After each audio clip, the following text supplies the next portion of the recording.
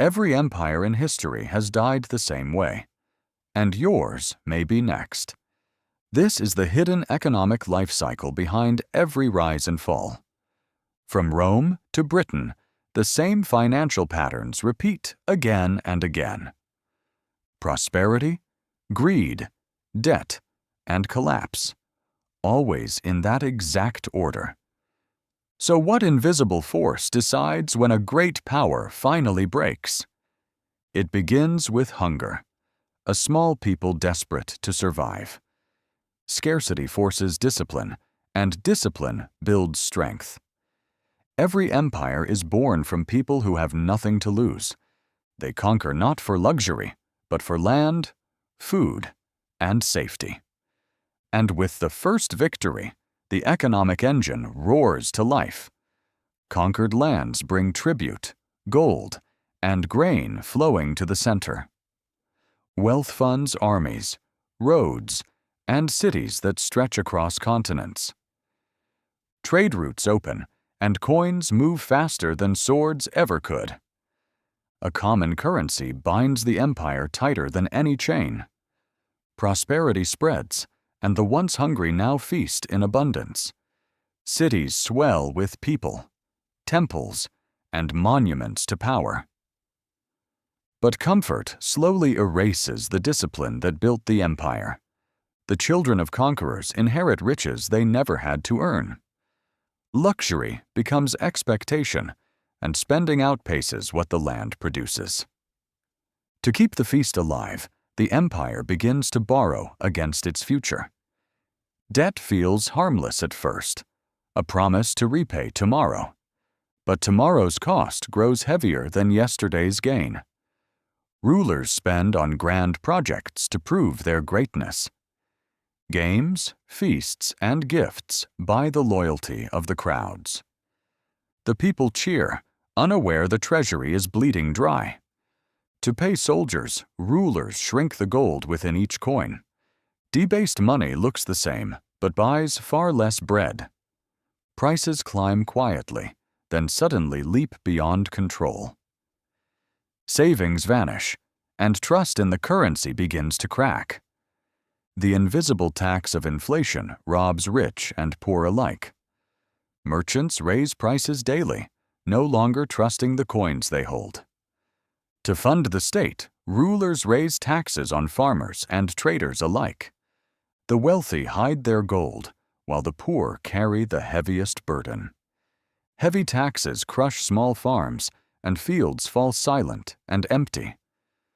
Farmers flee to crowded cities, hoping for bread and work.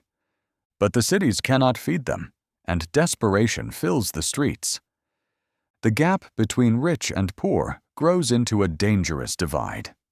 Resentment simmers, and whispers of revolt spread through the crowds. To keep order, rulers lean harder on the loyalty of their armies.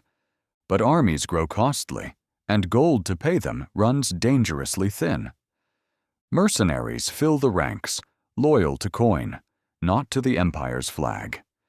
When pay is late, loyalty fades, and swords turn against their masters. At the borders, enemies sense the empire's growing weakness. Frontier walls crumble as fewer soldiers guard the endless lines. Once safe roads now crawl with bandits preying on lonely travelers. Trade slows as merchants fear the journey more than they crave the profit. With trade choked, the treasury's lifeblood runs thinner still. Provinces stop sending tribute, keeping gold to defend themselves. The distant regions begin to rule as if the center no longer matters. Slowly, the empire fragments, each piece clinging to what remains.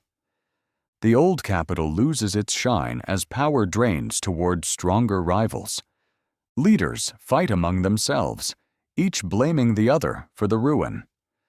Coups and betrayals replace orderly rule, and thrones change hands quickly. Each new ruler prints more coins, hoping to buy back lost stability.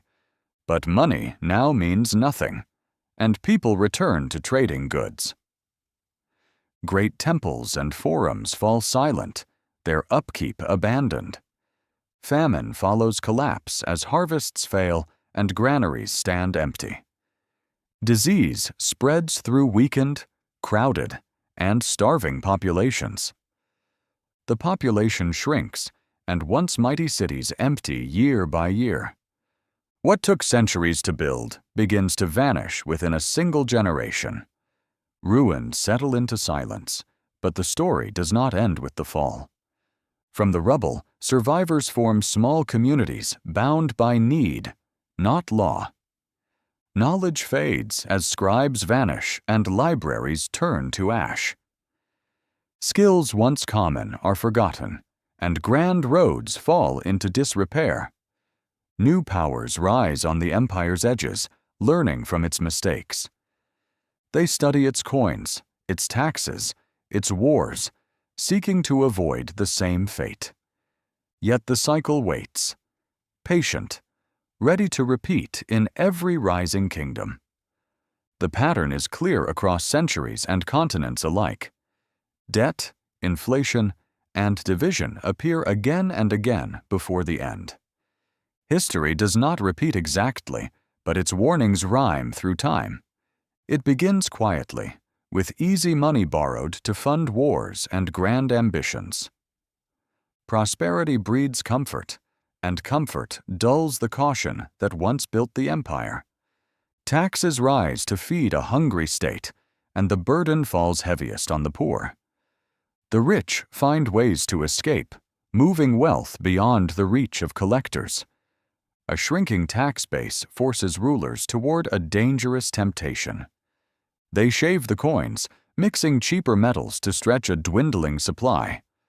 For a time, it works, and no one notices the silver slowly fading away. But merchants weigh the coins and know the truth their rulers try to hide. Prices climb as trust erodes, and each coin buys a little less than before. Inflation spreads like a slow fever through every market and household. Foreign lenders demand higher returns, sensing the empire's growing fragility.